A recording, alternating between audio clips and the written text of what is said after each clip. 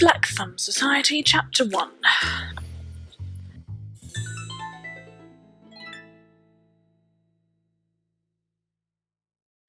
Writers are such bores, aren't they? Well, not all writers, certainly. Being one myself, I can't say that all writers are bores, but a good number are. They're usually the ones who take an age to write a few pages, and when they do get published, win all sorts of awards and are lorded about at restaurants and theatres like prize horses. I, at least, produce work at a reasonable clip and don't have to worry about saying something profound and philosophical. I get to say something interesting. I write detective stories, in case you were wondering. Now, of course, writing detective stories is nothing quite like being an actual detective. We get to skip over hours of waiting in uncertain weather for our suspects to do something interesting. We also get to make certain that all the clues are in the right place for our fictional detectives to find. We get to sit and figure out how everything fits together without having to do much more than glance at the tide tables for reference. Of course, that can produce its own problems. I once had a reader write to me and tell me that the tides couldn't possibly be how I had described because of something about the weather and the moon and spring tides and whatnot. I responded with a polite letter saying I'd fix it next time I used the tides in my novels. I make it a point never to kill anyone in the same way, twice in my stories, so I don't think that's much of an issue. Some writers, though, think that being a writer of detective stories means that we can do just as well as any real detective. I tried telling them that it isn't true, but they wouldn't listen to me. They never listened to me.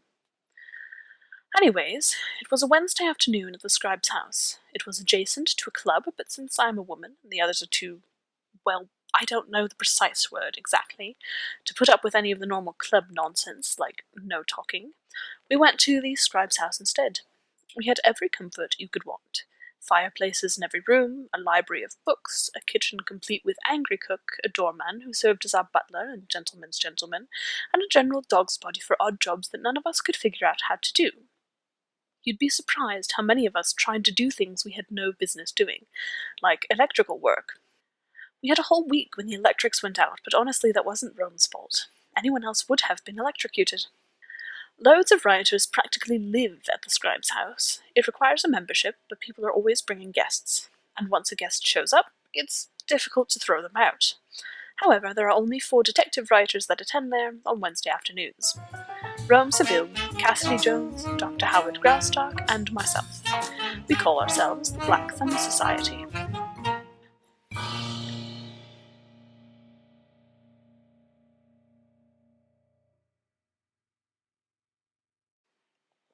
You can't put that in a story, Marie darling.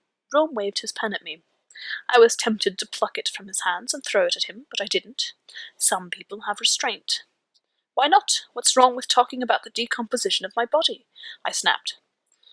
People aren't going to want to read about how seagulls and housecats eat the flesh from your bones, or about the various small bugs that live in decaying flesh. Rome sighed dramatically. He might have a point. Unenlightened people won't read that, perhaps, Graustock said slowly, sipping his tea. But the intelligent populace, who I assume you are trying to reach, Marie, they will take it as it is. A fact. Oh, you and your facts. Cassidy Jones threw his head back and leaned it against the leather club chair. Readers don't care whether you're absolutely accurate, they just want to know that you care enough to get things mostly right. It's the story that they want. Pah! Story! Rome waved his pen again, splattering more ink on his already stained trousers. Readers want characters. The mystery is only a means of dealing with the characters. The mystery is the central piece of a mystery story. Graustock quirked one perfectly sculpted eyebrow and scowled. The characters only matter as much as they further the mystery. That is the intellectual exercise that readers are looking for. Soup's on! The cook's call came through the woodwork, loud and clear. I swung my legs over the arm of the chair and stood, silently thanking the woman that decided a pair of tweed trousers and a men's smoking jacket was suitable attire for the working woman. Thank goodness. I slipped my arm through Cassidy Jones's as he stood and directed him towards the door. Rome and Graustark wouldn't keep arguing, not without the two of us as further fodder. I'm starving. My gas is out, so I can't do any proper cooking at my flat, and a girl can only go to so many restaurants in 2 days. You poor dear, Cassidy crooned. I elbowed him in the ribs, not really caring that it was completely unladylike. I had stopped pretending to be a lady when my first book did well enough for me to afford my flat without my parents' help. My second book had rocketed me to relative financial success. Cassidy was a big hit in America, which is likely why he had such a ridiculous name. Someone had to write stories about detectives in the Wild West, and apparently a born and bred Yorkshireman was the one to do it. Sometimes I don't think we appreciate irony enough. If you are looking for a place for dinner, Marie, you can always accompany me to Figaro's, Graustark said, brushing his suit jacket for stray pieces of lint, even though he was immaculate. I have a standing Wednesday reservation there for after the theatre. That's really very kind, Howard dear. I wouldn't want to interrupt your ritual. It's such bad manners, I replied. He mumbled something, which I pretended not to hear, and we strode into the dining area of Scribe's house. Because Scribe's house fed a good number of writers, the dining area looked more like an undergraduate college than a proper club. There were long tables that lined the room, with the head table, if there were guests or speakers, and a few chairs sitting around. Wednesdays were fairly quiet, so tea was a quiet affair with only 4 of us and a poet who habitually took tea at the house. We were served by a nervous girl who hadn't quite gotten used to the ways of writers, despite having worked there for 4 years. Well, Alice, what do you think? Would you rather read something that is scientifically accurate, if a little unsettling, or something that just glosses over the gory bits? I asked, being impolite and propping my elbows on the table. Alice blinked, and her hand shook a little as she poured the tea into the cup in front of me. Miss? Alice asked. I suppressed a sigh and served myself some of the cold-cut sandwiches while she poured for Cassidy. What Miss Leclerc means, Alice, Rome smoothed over, using his not-quite-Italian charm to bring a flush to the maid's face, is that if you read a detective story, would you want it to be as realistic as possible, or just sensational? Oh! Alice pulled the teapot back a few inches, splattering a few drops on Graustark's napkin. He straightened in shock, his mouth gaping like a fish. Oh, I don't think I would like it at all if it were realistic. I mean, then I'd be looking round every corner for a murderer and knowing all the horrible things that could happen. No, I wouldn't like that at all. Well, that solves that, I said, nodding towards Rome and Graustark with a smile. Alice, do you actually read detective stories? Graustark dabbed at the drop of tea on the table before serving himself a sandwich and a cake. No, Dr. Graustark, sir. Alice shook her head, her white cap loosening on her fair curls. Apparently fastening her cap was another thing she had yet to figure out. They're much too frightening for me. And thus the question still stands. Graustark nodded as Alice bobbed and went to go serve the poet. Her answer is irrelevant, as she does not even read mysteries. I suppose it doesn't matter much anyways. I'll do exactly as my publisher and editor demand. I put a firm end to the argument. These sorts of things could go on for weeks if you let them. Once, over Christmas, there was an argument about whether it was preferable to use a serrated knife or a straight dagger when stabbing someone. The experiments ruined the suckling pig. It appeared on the Christmas table with a disturbing number of holes in its hide. Cassidy took up the cue and launched into a story about a letter one of his readers had sent via his publisher. Apparently, he had praised Cassidy to the point of being disconcerting, but it didn't matter because the fan was in another country. His real location and name were kept quite secret from all possible admirers, critics, and the like. It was something I often wished I had done, but alas, it was too late. My name was well and truly out in the world. At least there were few people who recognized writers by face. I wasn't that famous. Tea was interrupted by our butler, Mr. Quimby. He walked in with his usual stately, slow stride, head held high and posture impeccable. His black suit was pressed and starched to perfection, the creases hardly moving despite the steps he took. His mouth was set in his typical disapproving tilt, and his eyes were half-lidded. The only thing that ruined his perfectly austere appearance were his eyebrows, which were full, wild, and a startling shade of yellow. Quimby glided over to where we 4 were sitting, and, deferring to his highest social standing in the room, he bowed his head to Dr. Graustark. I do beg your pardon, sir, Quimby drawled, the words rolling around in his mouth. What is it? I asked, leaning forwards and almost putting my elbows in my sandwiches. A body was found in the upstairs storage closet, Quimby said in a low voice. We believe it was Thomas Rottery, who is responsible for general maintenance here at Scribe's house. Having no experience in bodies, it was thought best to consult you. This last bit was directed specifically to Graustark, but all four of us detective writers sat up and looked around eagerly. Graustark sighed and folded his napkin neatly before putting it on the table and standing up. Well, we had better phone the police, he said, then do an initial examination. Very good, sir. Quimby deferentially followed Graustark from the dining hall. Cassidy was faster in getting to his feet, but I beat him to the door. Rome, though, was the one who put our thoughts into vulgar, if accurate, words. A body, here, he grinned. It must be Christmas.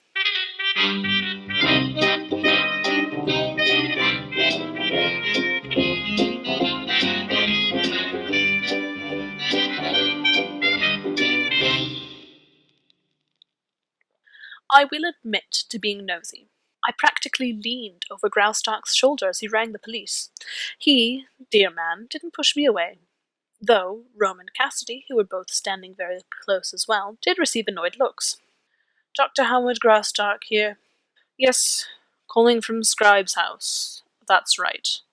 Well, a dead body has been discovered in one of our upstairs storage closets. Yes, it has been identified. Mr. Oh, very well. When might that be? Half an hour. Very good, thank you. And he rang off, placing the receiver onto the cradle with quiet efficiency. I hate being only on one side of a conversation. Well? Rome asked, raising his brows. They are sending someone round. Should be here in half an hour, Graustark said. As if we hadn't figured that out. I grumbled and moved towards the stairs. Might as well have a look, then, I called over my shoulder as I walked up. Be careful not to disturb the evidence, Cassidy practically shouted, running up behind me. I have been writing detective stories for a goodly period of time. I poked him in the ribs to keep him behind me. I wanted to be the first to see the body. Truth be told, I had never actually seen a dead body. I had combined my knowledge from medical texts, a good deal of sensational readings from magazines, and a healthy dose of my fellow writers' works. I had been waiting for a chance to be involved in an actual investigation for ages now. We reached the top of the stairs and everything went muffled.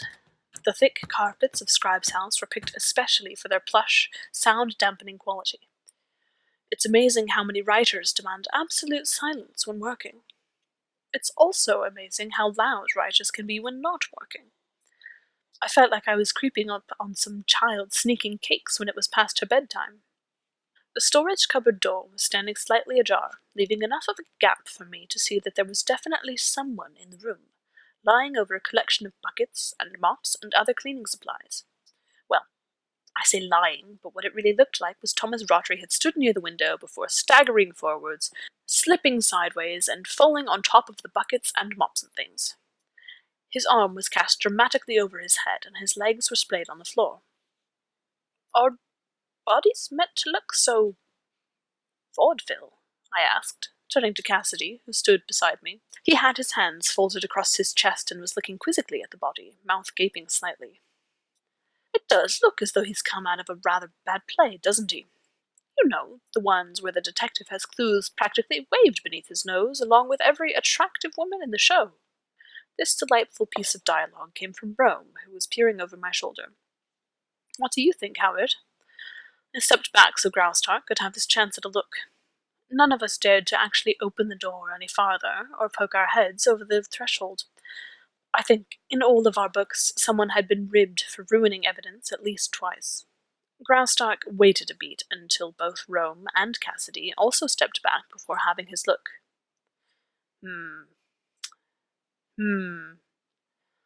That was helpful. I stepped up to Graustark, having another look at the body. Frankly, it was more than obvious to me that the man was dead. There were no obvious contusions, no blood, no gaping wounds or signs of decomposition. If he hadn't been dead, he could have been an actor just laying there for dramatic effect. But that essential human thing was missing, leaving only a corpse in his place. Unfortunately for this corpse, his death left a comic impression. It was rather a strange feeling looking at the dead body and wanting to laugh. I would say that the stiffening set in some time ago, Graustark said, his voice clinically detached, as it was with many things. See how his fingers are starting to go limp? How long is some time ago? I asked, craning my neck to see. It can depend. Perhaps 24 to 30 hours ago, depending on various things. Graustark looked at me and blanched, realizing, perhaps for the first time, what I was doing. You really shouldn't be looking at this, Marie, or any of us. We should have let the police. Please don't try and protect my delicate female sensibilities, I said dryly. After all, I do write murder stories for a living. Of course, I didn't mean to suggest, and we haven't disturbed the body or the scene. All we've done is have a look to see if there were any overt causes of death. Maybe see if someone left a knife behind, that sort of thing. We didn't even touch the door, Rum chimed in, Cassidy nodding eagerly at his side. I did not mean to imply that none of you could handle this sort of thing.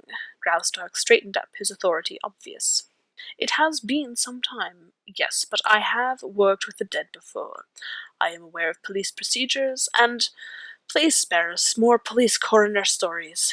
Cassidy was the one to interrupt this time, the corners of his mouth pulling taut.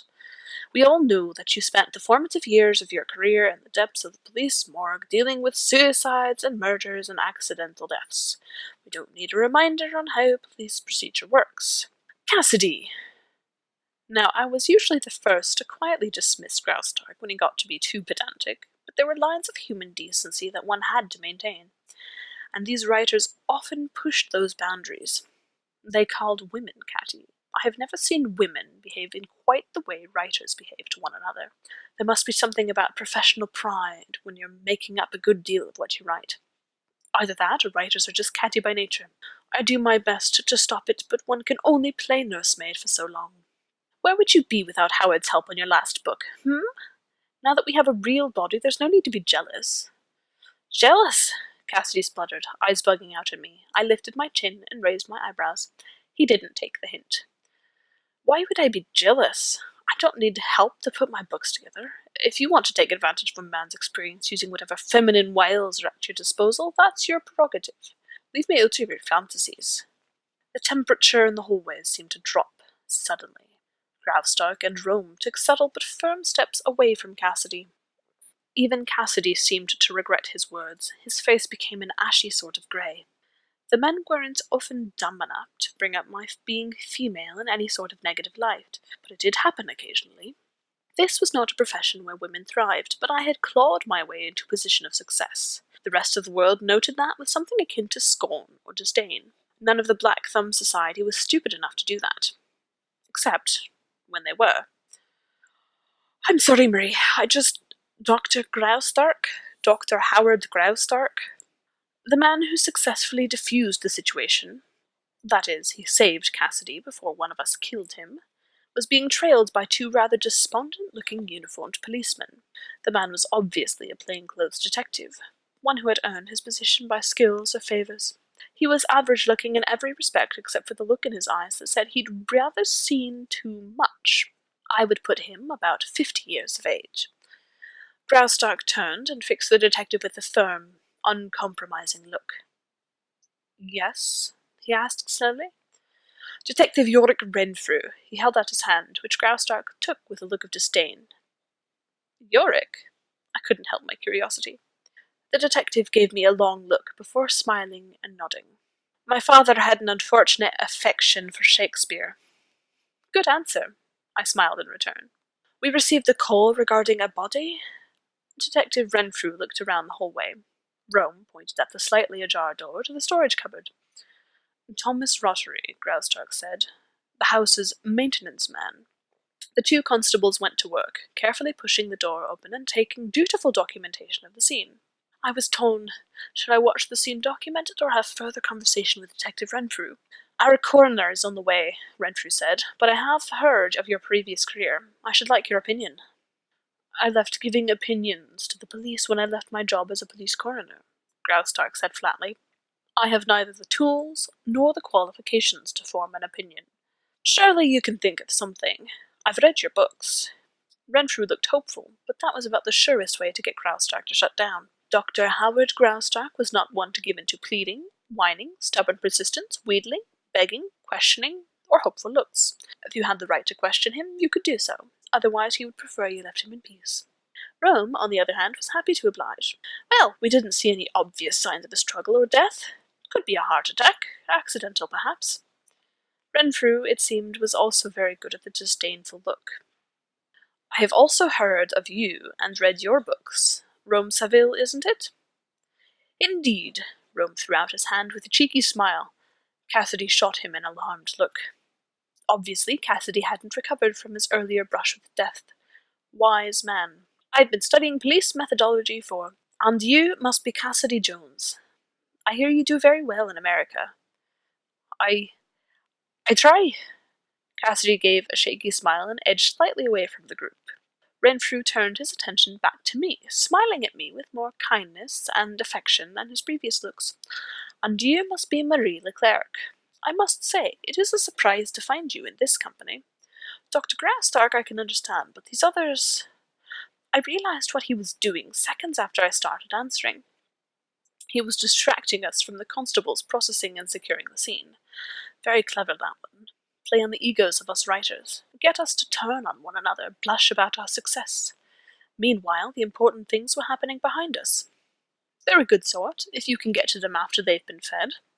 Besides, who else would let a woman writer join their society? Cassidy winced.